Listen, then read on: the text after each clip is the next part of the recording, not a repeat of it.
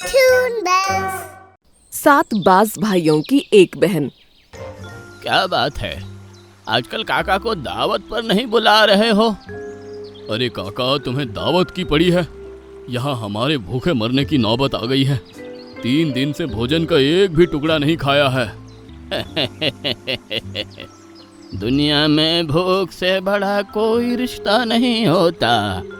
जब पेट में भूख लगती है ना, तो उसे मिटाना ही पड़ता है। अपनी बहन का हाथ का वो स्वादिष्ट भोजन भूले तो नहीं हो ना? अरे काका, उस स्वाद को तो मैं मरते दम तक कभी नहीं भूल सकता। यही तो मैं तुम्हें समझाना चाह रहा हूँ। तुम्हारी बहन के खून की एक बूंद से अगर भोजन इतना स्वादिष्ट हो सकता है, तो अगर भोजन में तुम बन्नों को पकाकर खाओगे तो वो भोजन कितना स्वादिष्ट होगा, कल्पना करके देखो। सुंदरपुर नाम के जंगल में बरगद के एक ऊंचे पेड़ पर बना था एक खूबसूरत और बहुत बड़ा सा घोंसला, जिसमें 7 बाज भाई अपनी इकलौती लाडली बहन के साथ रहा करते थे। भैया, घर में खाने के लिए कुछ भी नहीं है। आज मौसम साफ है, बारिश भी नहीं हो रही। आप लोग जाकर कुछ खाने का प्रबंध करके आइए। तब तक मैं घोंसले की साफ सफाई और नदी से थोड़ा पानी भर लाती हूँ। तो बिल्कुल ठीक कह रही है बन्नो। हम लोग खाने की तलाश में जाते हैं और तुम झील से पानी लेती आओ। भाइयों को शिकार पर भेजने के बाद बन्नो एक मिट्टी का छोटा सा कटोरा लेकर झील की तरफ पानी लेने के लिए बढ़ जाती है। तभी उसकी नजर एक बूढ़े गिद्ध पर पड़ती है, जो झील के किनारे बैठा हुआ किसी मरे हुए जानवर को खा रहा था। गिद्ध काका, एक बात कहूँ, बुरा मत मानना। ये साफ पानी की झील है, तुम्हें यहाँ किनारे पर बैठकर ये नहीं खाना चाहिए था। अरे, तुम्हारा ये बचा खाना पानी में जाएगा तो सारे पानी में सड़न पैदा करेगा। बहुत जुबान चलाने लगी हो, जानती नहीं मैं कौन हूँ? देखो काका, मैंने तुमसे कोई गलत बात नहीं कही। माना कि उम्र में तुम मुझसे बड़े हो, लेकिन इसका ये मतलब नहीं कि तुम जो भी करोगे वो सही हो जाएगा। खैर, मैं अपने भाइयों के लिए पानी लेने आई थी। तुमसे फालतू बातें करके मैं अपना मन नहीं खराब करना चाहती। इतना कहकर बन्नो पानी भरकर वहाँ से जाने लगी। अरे ओ बन्नो, बहुत घमंड है ना तुझे अपने 7 भाइयों पर? तू देखना, एक दिन तेरा घमंड मिट्टी में मिला दूंगा मैं। वही 7 भाई जिनके दम पर तू जंगल के हर पक्षी से झगड़ा मोल लेती घूमती है ना, एक दिन ऐसा आएगा वही तेरी जान के दुश्मन बन जाएंगे। अरे जाओ जाओ, तुम्हारे जैसे गिद्धों की सोच कभी बदल थोड़ी ना सकती है। तुमसे अच्छा तो हम बाज हैं। कम से कम अपनी मेहनत से शिकार करके तब अपना पेट भरते हैं खाना खा के। और तुम्हारे जैसे पक्षी तो सिर्फ जानवर की मौत की कामना करते हैं, ताकि तुम उनका मांस नोच नोच कर खा सको। जैसा सड़ा मांस तुम खाते हो ना, तुम्हारी सोच भी वैसी ही गंदी हो गई है। गिद्ध को खरी खोटी सुनाने के बाद बन्नो पानी लेकर वापस अपने घोंसले में चली जाती है। कुछ देर बाद बन्नो के 7 भाई उड़ते हुए झील के पास से गुजरते हैं, तो देखते हैं कि गिद्ध अपना शिकार खाने के बाद झील के किनारे बैठा आराम कर रहा है। गिद्ध काका, लगता है आज के भोजन का इंतजाम हो गया, तभी बड़े सुकून से धूप सेक रहे हो।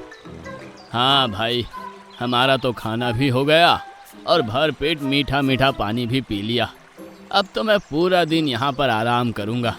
अपनी बताओ, तुमने अपने 7 भाइयों और बहन के लिए खाने का इंतजाम कर लिया या नहीं? अरे काका, क्या बताएं, हमें तो यही लगा था कि बारिश रुकने के कारण ज़रूर आज ढेर सारे पशु पक्षी भोजन की तलाश में निकले होंगे, जिनका हम आसानी से शिकार कर लेंगे। लेकिन आज तो हमारे हाथ कोई बड़ा शिकार नहीं लगा। बस ये कुत्ते का मरियल सा पिल्ला ही मिला है। आज तो लगता है इसे ही खाकर अपनी भूख मिटानी पड़ेगी। अच्छा काका, चलते हैं। ठीक है, आज तो तुम जो भी मिला है उसे ही खा लो, लेकिन चिंता मत करो, तुम्हारा काका तुम्हारे साथ है ना, फिर फिक्र की क्या बात है।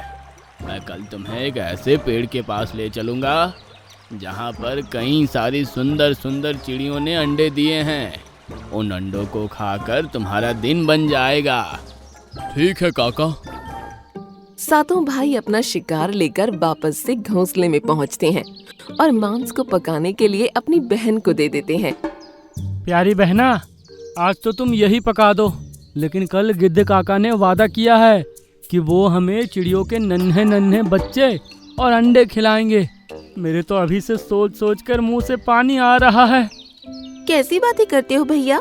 अगर तुम चिड़ियों के सारे अंडे ऐसे ही तहस नहस कर दोगे तब तो जंगल की सारी चिड़िया ही खत्म हो जाएंगी। ज्यादा गिद्ध की बातों में मत आया करो, मुझे तो वैसे भी वो ठीक नहीं लगता, धूर्त कहीं का। बन्नू ठीक कह रही है। चिड़ियों के छोटे छोटे बच्चे और अंडों को खत्म करने से उनकी पूरी पीढ़ी ही खत्म हो जाएगी। मुझे लगता है हमें ऐसा गलत काम नहीं करना चाहिए। शिकार करना हमारी सिर्फ मजबूरी है, उसे शौक मत बनाओ। 7 बाजों में से सिर्फ एक मंझला बाज ही था जो अपनी बहन की बात से इत्तेफाक रखता था, जबकि बाकी भाई हर हाल में चिड़िया के बच्चे और अंडे खाना चाहते थे।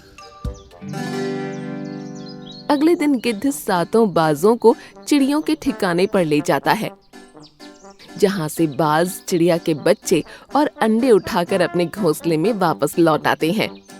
ये लो बन्नो, आज तो खाने का इंतजाम हो गया। तुम जल्दी से पका कर ले आओ, उसके बाद सब लोग मिलकर खाना खाएंगे। गुस्से में बड़बड़ाते हुए बन्नो अपने भाइयों के लिए खाना पका ही रही थी कि तभी उसकी उंगली कट जाती है और उसके मुंह से एक चीख निकल जाती है। अरे ये क्या हो गया? अब अगर भैया ने मेरी कटी हुई उंगली देख ली ना तो बिना बात आसमान सर पर उठा लेंगे। बन्नो अपनी कटी उंगली को छुपाने की कोशिश कर रही थी, तभी उसके कटे हाथ से कुछ बूंदें जाकर बाजों के भोजन में मिल जाती है।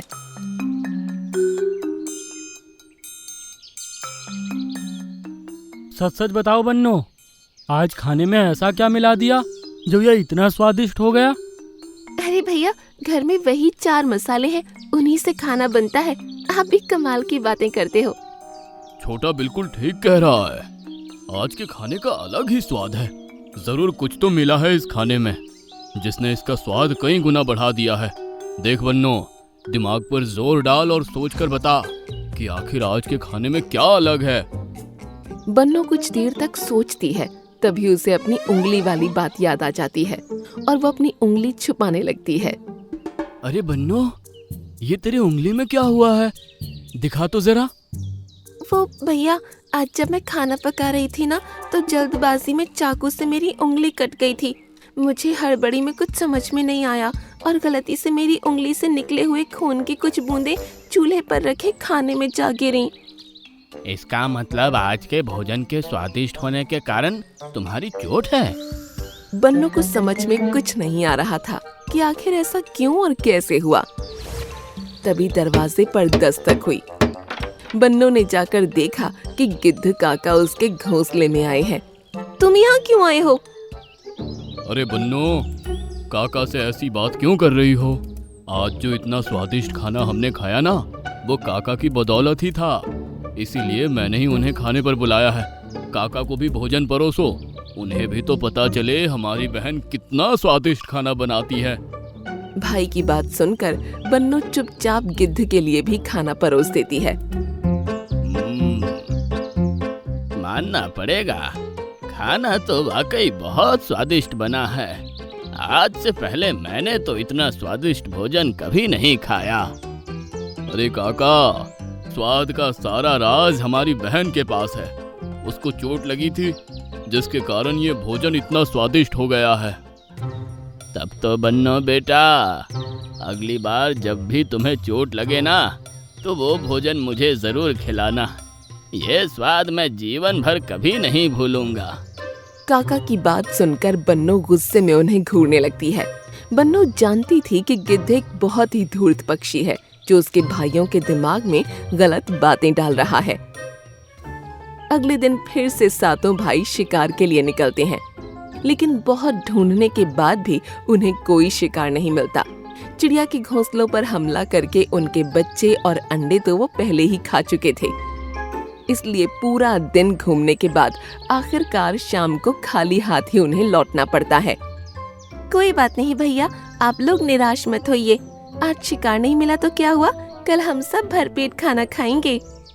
अगले दिन भी सातों बाज भाई शिकार के लिए निकलते हैं, लेकिन आज भी उनके साथ वही होता है।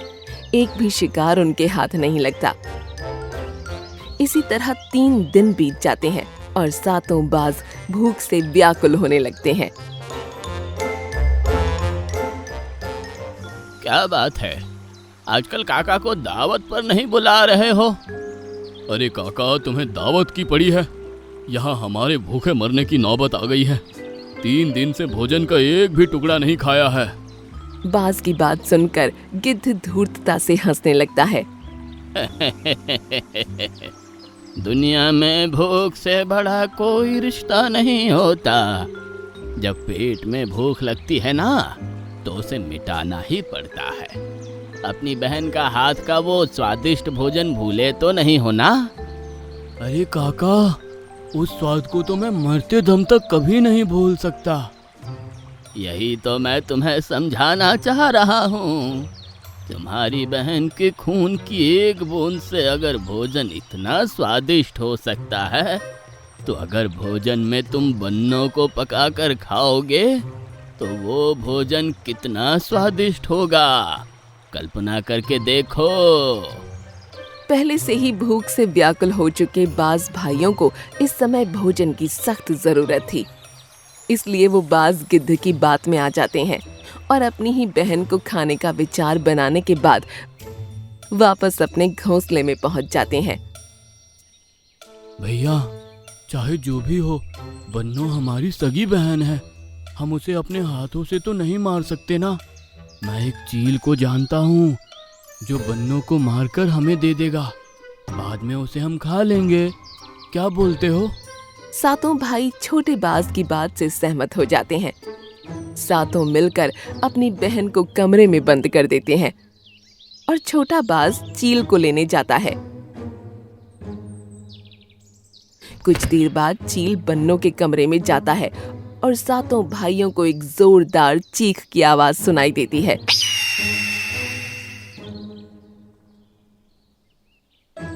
तुम्हारे कहे अनुसार मैंने तुम्हारी बहन को मार दिया है, लेकिन तुम जानते हो मरने से पहले उसने क्या कहा?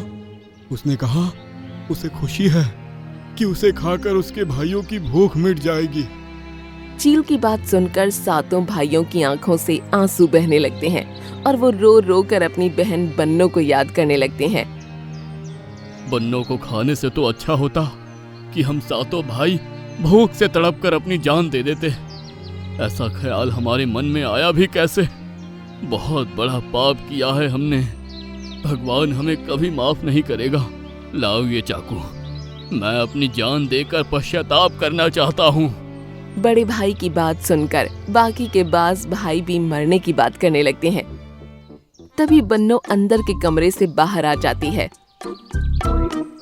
तुम्हारी बहन को कुछ नहीं हुआ है। ये सब छोटे बाज बन्नो और मेरी मिली भगत थी, ताकि हम तुम्हें एहसास दिला सके कि तुमसे कितनी बड़ी गलती हो रही है। हमें माफ कर दो बहन। ये सारा दुष्ट विचार हमारे मन में उस नीच गिद्ध ने डाला था, तभी हम इस पाप को करने के लिए तैयार हो गए। उस गिद्ध को मैं नहीं छोड़ूंगा। सातों भाई मिलकर गिद्ध पर हमला कर देते हैं। गिद्ध बूढ़ा हो चला था, इसलिए सातों बाजों के हमले को वो सहन नहीं कर पाता और इस हमले में उसकी मौत हो जाती है। और फिर सातों बाज अपनी इकलौती बहन के साथ प्यार से अपने घोंसले में रहने लगते हैं, भेड़िया और चिड़िया के 7 अंडे। और हाँ, ध्यान रहे कुछ भी हो जाए, घर का दरवाजा हम दोनों की आवाज सुनकर ही खोलना। जी मम्मी, हम कहीं नहीं जाने वाले। अरे बेटा, मैं हूँ तुम्हारा पिता, खोलो दरवाजा। ब्लू वर्ल्ड जंगल में मीनू चिड़िया अपने पति मिंकू चिड़े के साथ रहती थी। मीनू हर रोज 1 अंडा देती थी और इसी तरह 7 दिनों में उसने 7 अंडे दे दिए थे। शुक्र है ऊपर वाले का, मेरे पूरे 7 अंडे हो चुके हैं। एजी सुनती हो, अब तो हम 7 बच्चों के माँ बाप बनने वाले हैं। हाँ मिनकी, मुझे तो सोचकर ही खुशी हो रही है। दूसरी तरफ कालू भेड़िया एक किसान के बाग में टहल रहा था। वाह, आज तो कसम से मजा ही आ जाएगा। इतने बड़े बड़े पपीते लगे हैं बाग में। उसने एक पपीता तोड़ा और उसे खाने लगा। हा, वाह क्या स्वाद है। तभी पीछे से किसान हाथ में डंडा लिए हुए आया। रुक जा, मैं तुझे छोड़ूंगा नहीं, रुक जा वहीं। अरे ये फिर से आ गया, इसे पता कैसे चल जाता है कि मैं यहाँ हूँ। कालू भेड़िया वहाँ से भागने लगा। किसान ने काफी देर तक उसका पीछा किया और फिर वो थक कर रुक गया। जिस दिन तू मेरे हाथ आ गया ना, मैं तुझे जिंदा नहीं छोड़ूंगा। ना मैं कभी हाथ आऊंगा और ना ही कभी तेरी ख्वाहिश पूरी होगी। उसने पपीते को एक जगह ले जाकर अच्छे से खाया और फिर झूमता हुआ वहाँ से आगे बढ़ गया। इस तरफ मीनू चिड़िया के 2 अंडों से बच्चे निकले। देखो जी, हमारे बच्चे। ओह, ये दोनों कितने प्यारे हैं। दोनों अपने बच्चों को पाकर बहुत खुश थे। उन्होंने उनका नाम सोनू और टीनू रख दिया। कुछ दिन गुजर जाने के बाद अब बच्चे बोलना और उड़ना भी सीख गए थे।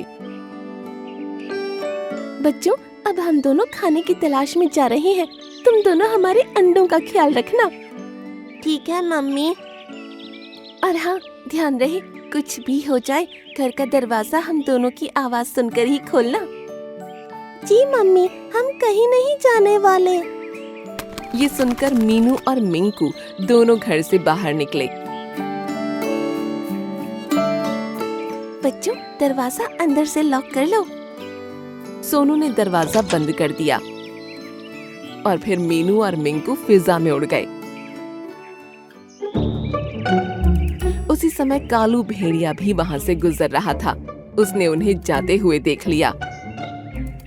अरे ये दोनों तो चले गए, फिर तो इनके घर में कोई नहीं होगा। काफी दिनों से ये दोनों साथ रह रहे हैं, अब तो कई अंडे इनके घर में होंगे। भेड़िया उनके घर के पास पहुंचा। भैया चलो, थोड़ी देर बाहर टहल कर आते हैं। मम्मी पापा को तो आने में टाइम लगेगा। अरे नहीं, हम ऐसा नहीं कर सकते टीनू। अरे लगता है इस घर के अंदर अंडों के साथ बच्चे भी हैं। मम्मी पापा के आने से पहले हम लोग कहीं बाहर नहीं जाने वाले। चलो तो मम्मी पापा के आने से पहले ही हाथ साफ कर लेता हूँ।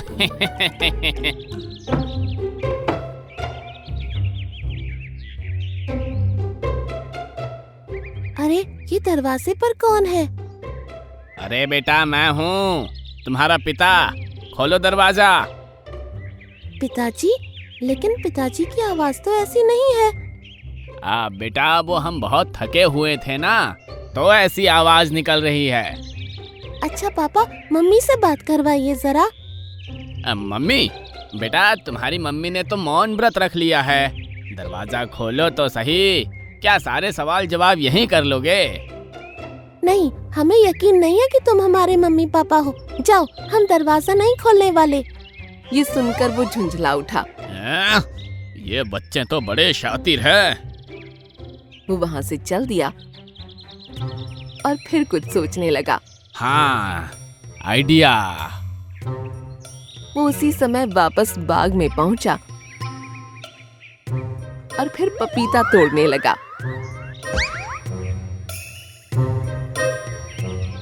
अरे तू फिर से आ गया, रुक वहीं।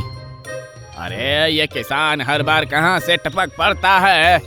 भेड़िया पपीता लेकर भागा और किसान ने फिर से थोड़ी देर तक उसका पीछा किया। जिस दिन तू हाथ में आ गया ना। हाँ पता है, उस दिन तू मुझे जिंदा नहीं छोड़ेगा, लेकिन वो दिन कभी नहीं आएगा। ये कहकर वो खुश होता हुआ वहाँ से निकल गया और फिर चिड़िया के घर पहुँचा। पहले इनको लालच दे देता हूँ। उसने पपीते का एक टुकड़ा तोड़कर दरवाजे के ऊपर वाली खिड़की से अंदर फेंका।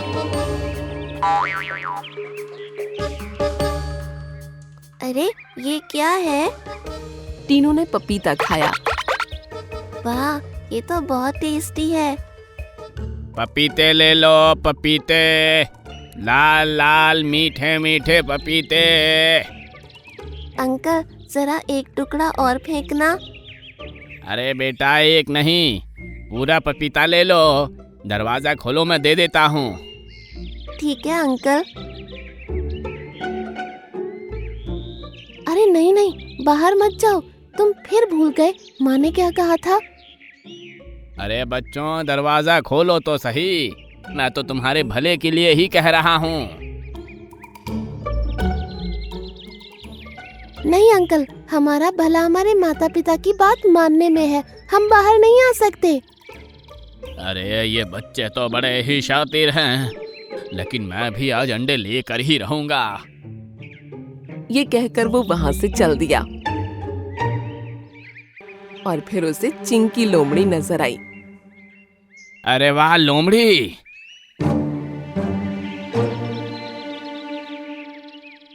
क्या हुआ जी, आज तो आप मुझे बड़े प्यार से देख रहे हो। हाँ हाँ लोमड़ी, आज तुम पर बहुत प्यार आ रहा है। तो चलिए ना, कहीं घूमने चलते हैं। हाँ हाँ चलेंगे, अब पहले मेरा एक काम कर दो। ये कहकर भेड़िए ने लोमड़ी के कान में कुछ कहा। ठीक है, आपके लिए कर दूंगी। अब भेड़िया लोमड़ी को लेकर चिड़िया के घर पहुंचा। अरे कोई तो मदद करो, कोई हमारी मदद करो। हमें नहीं लगता कोई यहाँ हमारी मदद करने वाला है। जल्दी से किसी से मदद मांगिए, मैं किसी भी समय एक अंडे की माँ बनने वाली हूँ।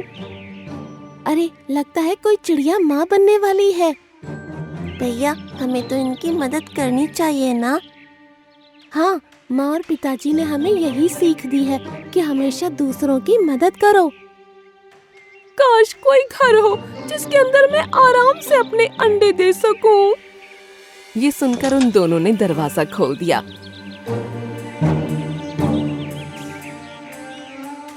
आइए चिड़िया मौसी, यहाँ अंडे दे दीजिए। लेकिन उन्होंने जैसे ही सामने भेड़िए और लोमड़ी को देखा तो वो दोनों डर गए। अरे बाप रे, ये तो भेड़िया है।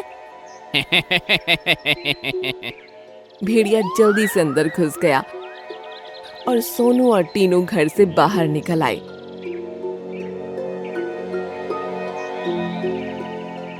अरे वाह, आज तो पार्टी हो जाएगी। 5 अंडे।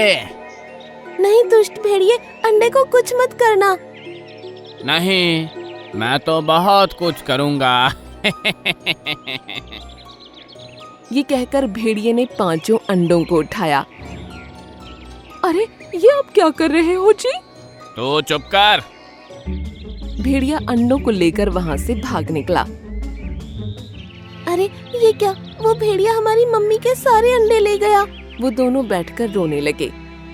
उसी समय मीनू और मिंकू चिड़ा भी वहाँ आ पहुँचे। अरे क्या हुआ, तुम दोनों रो क्यों रहे हो? सोनू टीनू ने रोते हुए उन्हें सब कुछ बता दिया। कितनी दुष्ट लोमड़ी हो तुमने हमारे अंडे चुराने में उस भेड़िए का साथ दिया। माफ करना चिड़िया बहन, मुझे नहीं पता था उसका ये इरादा है। मुझे तो लगा वो बस कोई शरारत कर रहा है। तुम्हारे लगने न लगने से कुछ नहीं होता, अब मेरे अंडों को वो खा गया होगा। मुझे माफ कर दो बहन, हो सके तो अब मैं तुम्हारे अंडे बचाने में तुम्हारी मदद जरूर करूंगी। आओ मेरे साथ चलो। वो लोग अब लोमड़ी के पीछे रवाना हो गए।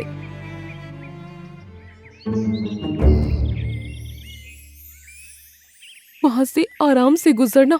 देखो वहां एक बूढ़ा किसान है।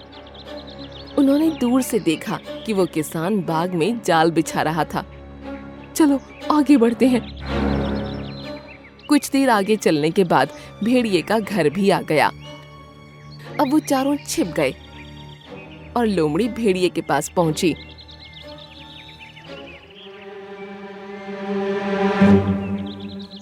अरे ओ मेरे राजा, तुम तो वहां मुझे छोड़कर भाग आए।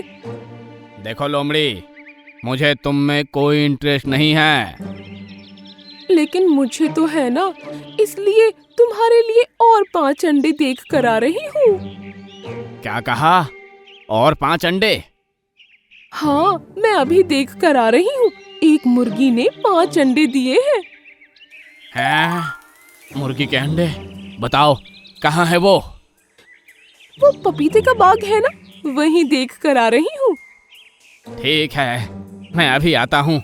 तुम इन अंडों का ध्यान रखना। हाँ हाँ, जल्दी जाओ। ये सुनकर भेड़िया बाग की तरफ भागा। वाह वाह, आज तो 10-10 अंडे इकट्ठे हो जाएंगे।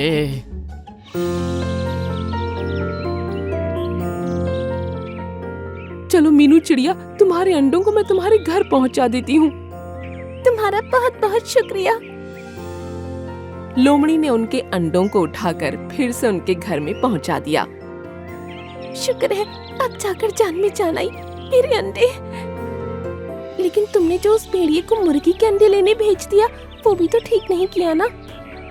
अरे वहाँ कोई अंडे नहीं है, और वो भेड़िया वो तो इस समय बहुत मुसीबत में होगा। वो कैसे? इस तरफ भेड़िया बागों में भागा जा रहा था। अरे कहाँ है मुर्गी के अंडे? ना मुर्गी दिख रही है ना अंडे। तभी वो जाल में फंस गया। अरे बाप रे, ये जाल कहाँ से आ गया? तभी किसान भी वहाँ आ पहुँचा। आ गया ना तू मेरी पकड़ में? अब मैं तुझे जिंदा नहीं छोड़ूंगा। अरे अरे भाई, ये कैसे हुआ? क्या हुआ, कैसे हुआ, जो भी हुआ अच्छा हुआ। अब चलो मेरे साथ। आज तो मैं डिनर में भेड़िए का मांस ही खाने वाला हूँ। अरे नहीं।